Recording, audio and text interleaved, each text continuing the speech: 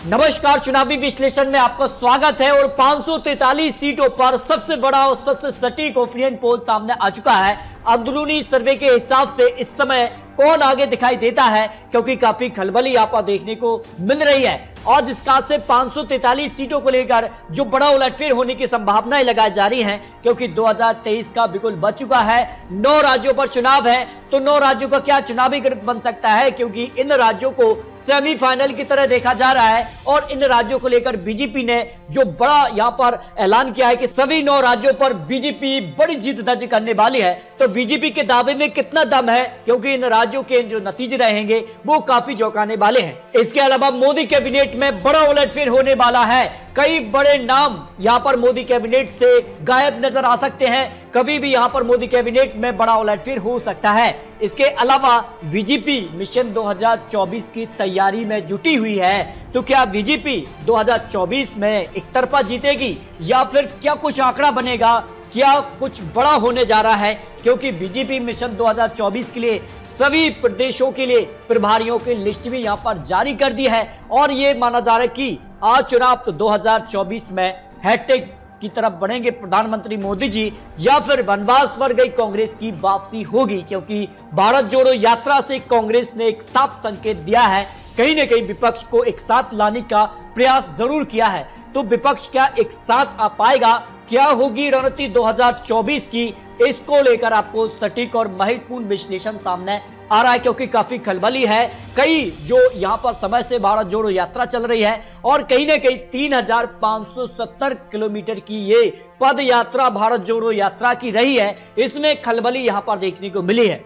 2019 में बीजेपी एक तरफा जीती थी, 341 सीटों से ज्यादा यहां पर सीटें हासिल की थी। तो कांग्रेस 90 सीटें, अन्य 113 सीटों के आसपास रहा था। लेकिन 2024 का जो गणित है वो पूरी तरह से बदलने वाला है, क्योंकि ये राज्य काफी महत्वपूर्ण रहे हैं। अब 2 राज्यों पर जो नतीजे रहे हैं, इसके अलग बात की तरह तो 9 राज्यों पर चुनाव होने जा रहे हैं। देखिए, इसमें हिमाचल में कांग्रेस सरकार बनी, जबकि गुजरात में बीजेपी ने बम्पर जीत हासिल की। अब बारी है मध्य प्रदेश, कर्नाटक, तेलंगाना, छत्तीसगढ़, त्रिपुरा, मिजोरम, मेघालय और नागालैंड। ये राज्यों के नतीजे काफी महत्वपूर्ण हो जाते हैं, और इन राज्यों पर बीजेपी की पकड़ जो है वो ज्यादा दिखाई नहीं देती। देखिए, मध्य प्रदेश में बीजेपी की वापसी हुई, जिस कहा से यहां पर सरकार गिरी, उसके बाद बीजेपी ने सरकार बनाई। कर्नाटक में बीजेपी अपने दम पर है, और त्रिपुरा में बीजेपी अपने दम पर है। जबकि यहां पर राजस्थान और छत्तीसगढ़ में कांग्रेस की सरकार है। तेलंगाना में यहां पर टीआरएस सरकार है, जबकि नागालैंड और यहां पर मेघालय में जो मिजोरम है उसमें बीजेपी गठबंधन के तौर पर दिखाई देती है। तो काफी महत्वपूर्ण राज्य हो जाते हैं। इन राज्यों के चुनावी क्या आंकड़े बनेंगे, लेकिन राहुल गांधी 372 सीटों का चुनावी आंकड़ा लेकर चल रहे हैं कि उनके पास इतना आंकड़ा मिल सकता है। तो क्या कुछ आंकड़ा बन सकता है? इसके अलावा विपक्ष के लिए यहां पर नीतीश कुमार भी दबाव ठोक रहे हैं कि वो 2024 में पीएम चेहरा बन सकते हैं और प्रधानमंत्री मोदी जी को सीधे तौर पर कड़ी टक्कर दे सकते हैं। जबकि अगर बात की जाए तो आम आदमी पार्टी से अरविंद केजरीवाल भी दावा ठोक रहे हैं पीएम चेहरे के लिए, क्योंकि अब दिल्ली से निकलकर आम आदमी पार्टी पंजाब में भी पहुंच गई है और गुजरात में भी करीब 5 सीटों पर उन्होंने जीत हासिल की थी। तो क्या उनको यहां पर आंकड़ा मिलेगा? 2024 काफी महत्वपूर्ण हो जाता है। तो विपक्ष की क्या रणनीति होगी, क्या कुछ आंकड़ा बनेगा, आइए जानते हैं। अगर आज चुनाव तो लोकसभा के लिए क्या कुछ आंकड़ा किसके पक्ष में जा सकता है, कौन आगे दिखाई देता है? देखिए, दिल्ली की शुरुआत करते हैं। दिल्ली की 7 लोकसभा सीटें आती हैं, और 2019 में सभी 7 सीटों पर बीजेपी ने जीत हासिल की थी। लेकिन जिस कहा से एमसीडी में बीजेपी को झटका लगा है, उस हिसाब से माना जा रहा है कि कुछ सीटों का नुकसान हो सकता है। 5 सीट बीजेपी अपने दम पर आराम से निकाल रही है, लेकिन 2 सीटों पर उनको कड़ी टक्कर आम आदमी पार्टी दे सकती है, जो अनुमान यहां पर निकलकर सामने आ रहा है। इस हिसाब से बीजेपी 7 सीट भी जीत सकती है, पर कुछ सीटों का नुकसान उनको हो सकता है। पश्चिम बंगाल भी काफी महत्वपूर्ण है। ममता बनर्जी भी यहां पर पीएम चेहरे को लेकर सामने आती हैं, और यह माना जा रहा है कि जिसमें 9 राज्यों में चुनाव है, उसमें ममता बनर्जी की पार्टी भी अब चुनावी मैदान में उतरेगी। तो काफी महत्वपूर्ण होगा इन राज्यों के चुनावी परिणाम के बाद, क्या ममता बनर्जी यहां पर जो है पीएम चेहरा बनेंगी या फिर विपक्ष का साथ देगी, ये काफी महत्वपूर्ण है। तो 42 लोकसभा सीटों में से बीजेपी 17, टीएमसी करीब 25 सीट पर जीत हासिल कर सकती है, जो अनुमान लगाया जा रहा है। जबकि जम्मू कश्मीर की 6 लोकसभा सीटें भी काफी महत्वपूर्ण हो जाती हैं। धारा 370 खत्म होने के बाद अगर बात की जाए तो जम्मू कश्मीर को लेकर अब जो ओपिनियन पोल है उसमें काफी खलबली दिखाई दे रही है। बीजेपी को यहां पर जमकर फायदा हो रहा है। बीजेपी 4 सीट तक पहुंच सकती है। इसके अलावा पीडीपी को एक सीट और नेशनल कॉन्फ्रेंस के पक्ष में 1 लोकसभा सीट जा सकती है। तेलंगाना 17 लोकसभा सीटें आती हैं और बीजेपी को यहां पर 5 सीट, टीआरएस को भी 5 सीट और एआईएम पार्टी को 0 से 4 सीट, कांग्रेस को 0 से 3 सीट मिलने की संभावना दिखाई दे रही है। लेकिन अब बीजेपी का आंकड़ा यहां पर बढ़ने वाला है, एआईएम पार्टी का आंकड़ा यहां पर कम होगा। बीजेपी करीब 5 से 9 या 10 सीट तक भी पहुंच सकती है तेलंगाना को लेकर, जो अनुमान लगाया जा रहा है, क्योंकि लगातार बीजेपी तेलंगाना को लेकर विधानसभा चुनाव हो या फिर लोकसभा चुनाव के लिए काफी समय से यहां पर तैयारी कर रही है। जिस कार की बड़ी घोषणाएं वो करते नजर आए तो उसका फायदा बीजेपी को मिल सकता है। उत्तराखंड की 5 सीटों पर बीजेपी को यहां पर 5 सीटों पर जीत मिल सकती है। हरियाणा की 10 लोकसभा सीट पर बीजेपी को कांग्रेस कड़ी टक्कर दे सकती है, जो अनुमान है। इससे पहले 9 सीटों पर बीजेपी ने जीत हासिल की थी, तो इस समय अगर बात की जाए तो यहां पर 6 से ज्यादा सीटें बीजेपी के पक्ष में जा सकती है, लेकिन कांग्रेस को भी यहां पर 0 से 4 सीट की संभावना दिखाई दे रही है। केरल की 20 लोकसभा सीटें आती हैं और बीजेपी को 0 से 1 सीट, कांग्रेस को सबसे ज्यादा 10 लोकसभा सीट मिल सकती है। एलडीएफ को यहां पर 0 से 9 सीट की संभावना दिखाई दे रही है। मेघालय की 2 लोकसभा सीट, दोनों सीटों पर भारतीय जनता पार्टी यहां पर जीत दर्ज कर सकती है, जो अनुमान दिखाई दे रहा है। इसके अलावा अरुणाचल प्रदेश की 2 लोकसभा सीट पर भी बीजेपी को जीत की संभावना दिखाई दे रही है। पंजाब की 13 लोकसभा सीटें काफी महत्वपूर्ण हो जाती हैं, जिसका से बड़ा उलटफेर देखने को मिला था। कांग्रेस की सत्ता यहां से निकल गई, जबकि आम आदमी पार्टी ने पहली बार अपनी सत्ता यहां जमा ली है। उस हिसाब से अब पंजाब में कहीं न कहीं जो है आम आदमी पार्टी को फायदा हो सकता है। 0 से 4 सीट आम आदमी पार्टी के पक्ष में। शिरोमणि अकाली दल को 2 सीट, जो बीजेपी के साथ गठबंधन में थे लेकिन अब अलग हो चुके हैं, तो ऐसे में कांग्रेस को सबसे ज्यादा 5 सीट कांग्रेस के पक्ष में जाने की संभावना, बीजेपी को 0 से 2 की संभावना दिखाई दे रही है। छत्तीसगढ़ की 11 लोकसभा सीट में भी बीजेपी को 0 से 8 सीट की संभावना है, कांग्रेस को 0 से 3, यानी यहां पर सबसे बड़ी पार्टी बीजेपी बन सकती है। गुजरात की 26 सीटों पर बीजेपी पूर्ण रूप से कमल खिला सकती है, जो अनुमान लगाया जा रहा है। जिस कारण से गुजरात की जनता ने बीजेपी का साथ दिया, एक बम्पर जीत, एक इतिहास गुजरात में बीजेपी ने रचा है, तो उसका फायदा बीजेपी को गुजरात में मिल सकता है। मिजोरम की 1 लोकसभा सीट पर बीजेपी को जीत की संभावना है। राजस्थान की 25 लोकसभा सीट भी काफी महत्वपूर्ण हो जाती हैं, और राजस्थान के लिए अगर बात की जाए तो यहां पर 23 सीट पर बीजेपी कमल खिला सकती है, जबकि 1 सीट कांग्रेस या फिर आरएलपी के पक्ष में जाने की संभावना दिखाई दे रही है। महाराष्ट्र की 48 लोकसभा सीट भी काफी महत्वपूर्ण हो जाती हैं, और यहां पर जिस खास से बवाल देखने को मिलता है, महाराष्ट्र में पहले शिवसेना कांग्रेस एनसीपी सरकार थी, लेकिन अब यहां पर बड़ा उलटफेर हो चुका है। शिंदे गुट के साथ बीजेपी सरकार में है, तो महाराष्ट्र में बीजेपी को फायदा हो सकता है, लेकिन जो आंकड़ा 2019 में था उससे कुछ यहां पर गिरावट देखने को मिल सकती है। तो बीजेपी 30 से 35 सीट, जबकि कांग्रेस 0 से 5 सीट, एनसीपी की 0 से 8 सीट। शिवसेना को सबसे ज्यादा नुकसान हो सकता है, शिवसेना को 0 से 4 सीट की संभावना महाराष्ट्र में लगाई जा रही है। हिमाचल प्रदेश की 4 लोकसभा सीट की बात की जाए तो बीजेपी को यहां पर 0 से 3 सीट की संभावना दिखाई दे रही है।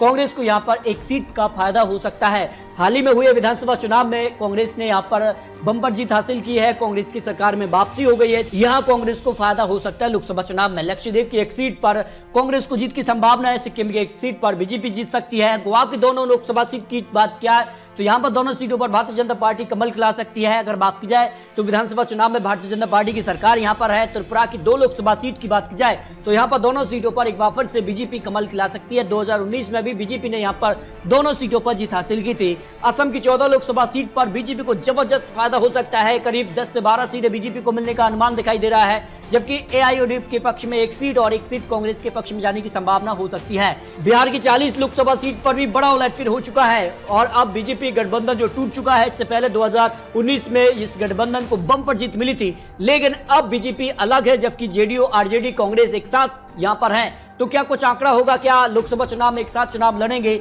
अगर आज की बात की जाए तो बीजेपी को करीब यहां पर 16 सीट तक बीजेपी पहुंच सकती है, इससे आगे भी निकल सकती है। जेडीयू करीब 10 से 12 सीटें, आरजेडी 10 से 11 सीट, कांग्रेस को 0 से 2 सीट की संभावना हो सकती है, जो अनुमान लोकसभा चुनाव को लेकर लगाया जा रहा है। यानी बिहार में बीजेपी को कुछ सीट का नुकसान 2019 के मुकाबले हो सकता है, क्योंकि एक बड़ा दल जेडीयू उनसे अलग हो चुका है। उड़ीसा की 21 लोकसभा सीट की बात की जाए तो बीजेपी को यहां पर 0 से 8 सीट, बीजू जनता दल सबसे बड़ी पार्टी बन सकती है, 10 लोकसभा सीट, कांग्रेस को 0 से 3 सीट जा सकती है। अंडमान निकोबार की 1 सीट पर बीजेपी को जीत की संभावना है।